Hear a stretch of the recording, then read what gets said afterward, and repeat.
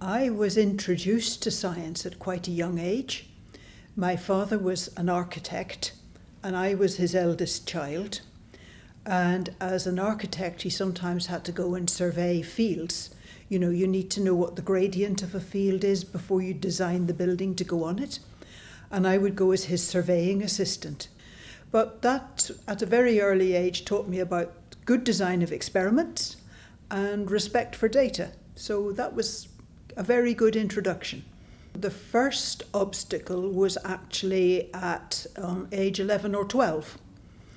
I moved into secondary school, having done primary, and I remember the fun of starting secondary school. You know, you had different teachers, you moved around from room to room. And on the Wednesday of the first week of the first term, a message went round our first year class that this afternoon, please, the boys to such and such a room and the girls to somewhere else. And I thought, Wednesday afternoon, sport. That's why they're separating us. It wasn't. They sent the boys to the science lab and the girls to the cookery room. No discussion, no choice.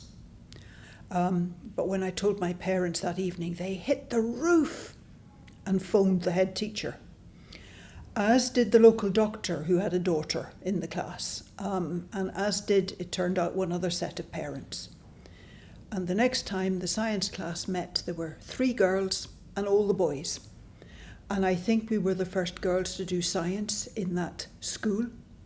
And we did physics that first term, and I loved it, and it was easy and straightforward, and I came top in the exam at the end of term. And the teacher lambasted all the boys for allowing a girl to beat them.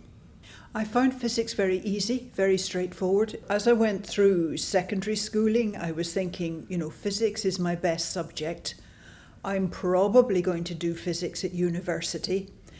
It opens a huge number of options. What am I going to do after university? What kind of physicist am I going to be?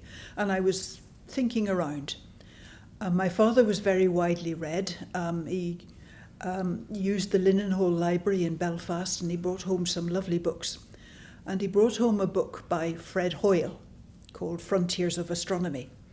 I thought, that's interesting. I'll borrow that from Dad. So I removed the book to my bedroom and read it.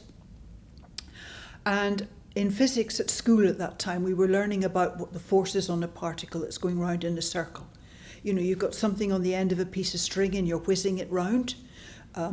Make sure you understand the forces that keep the string stretched and yet prevent the thing from flying off into space. And in this book by Fred Hoyle, I'm reading about these massive galaxies, and they rotate, and this thing's going round in circles. And the stuff that holds them into circles is gravity, in that case, not pieces of string. And I thought, wow, I could be an astronomer. I could use my physics to study these fantastic, great systems of stars. And so I decided as a teenager, if I possibly could, I'd be an astronomer. Well, I did have a nasty moment. Went to the observatory in Armagh. My father was the architect there.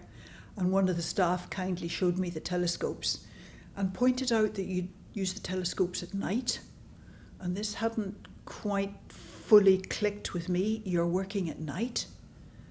I need my sleep.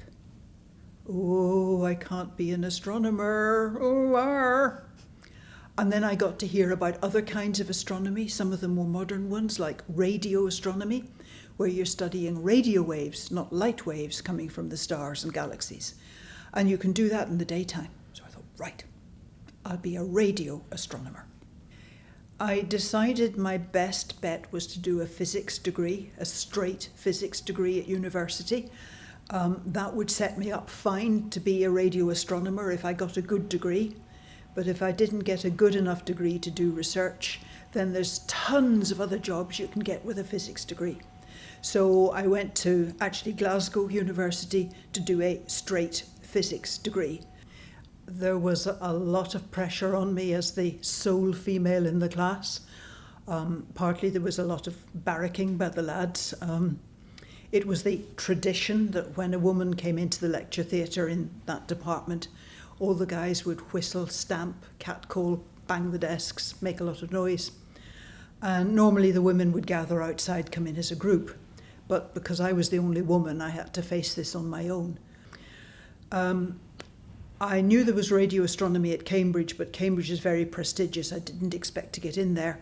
So I've got some months in hand, so I put in an application to Cambridge just in case. And very much to my surprise, I got a place.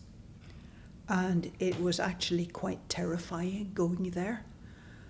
There were very few women in Cambridge at that stage, probably about one woman to every dozen men. And I reckon they've made a mistake giving me a place, that I'm not bright enough, that they're going to discover their mistake and they're going to throw me out. And we now recognise those feelings. We call it imposter syndrome. So I decided that I would work my very hardest so that when they threw me out, I wouldn't have a guilty conscience. I'd know I'd done my best. I hadn't wasted the opportunity, but I just wasn't bright enough for Cambridge, so I was being sent home. So that was my approach from about day 2 in Cambridge. Well, the imposter syndrome led me to be very, very thorough. So this is by now the third year of my PhD studies, and typically the final year. And telescopes built, running, and I'm getting a lot of data. And I'm being really, really careful analysing this data. Radio telescopes are large and very sensitive, and they can pick up interference, radio signals produced quite nearby on Earth. At that time, cars were not properly suppressed, so if a car drove down a local road, it generated a rather noisy radio wave, and your radio telescope would pick up this, and it would swamp anything from the sky. So it was a real nuisance. So, you had to pay attention to what the telescope was picking up when you were looking at the data. But because I was being very careful, checking things out thoroughly, I got to recognise the quasars. I got to recognise the interference, arc welders and badly suppressed cars. Just occasionally there was something else. I had a hell of a lot of data. I had 4 foot of this chart paper, that's over a metre, every hour. And I'm running 24 hours a day for 6 months. So I've got miles of the stuff. But just occasionally in these miles, there was about 5 millimetres of signal that I couldn't understand. It didn't look like these quasars that I was meant to be searching for. It didn't look like interference from cars or arc welders or things like that. It looked different. And the first few times I logged it with a question mark and passed on because I've got meters of this flipping paper to get through. So I went to my supervisor and said, Tony, what's this funny signal? And he said, it only takes up a 1/4 inch on the charts. We can't see what's going on. We need an enlargement. And then finally I got it, and it came in as a string of pulses. I thought, my God, we've never seen anything like that before. And it looks awfully artificial. They were just over a second apart, and they were very, very regular. So it was going bleep, bleep, bleep, bleep, bleep. And we saw that it was still pulsing at the same rate. So whatever it is, it's not getting tired, or not getting tired very fast. It's got bags of energy. It keeps going. But it's going awfully fast. If it's got bags of energy, it suggests it's big, it's got big reserves. But because it's going very fast, it suggests it's small and nippy. And those two are hard to reconcile.